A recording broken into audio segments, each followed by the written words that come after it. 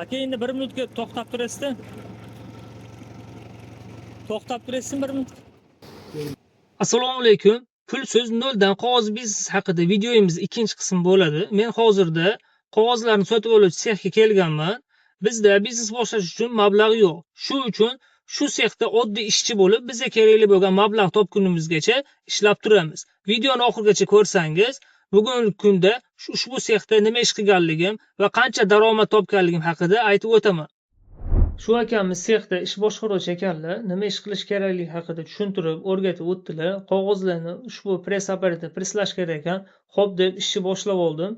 Kun davomida qog'ozlarni presslab chiqdim. Biz aka bilan soatiga kelishganmiz. Soatiga 15 ming so'mdan beramiz deyishdi. Yaxshi ishlasangiz 25 ming so'mgacha ko'tarib beramiz deyishdi. Bugun 9 soat ishladim. Jami 135 ming so'm pul topdim. Ertaga inshaalloh yaxshi harakat qilib, ko'proq pul topishga harakat qilaman.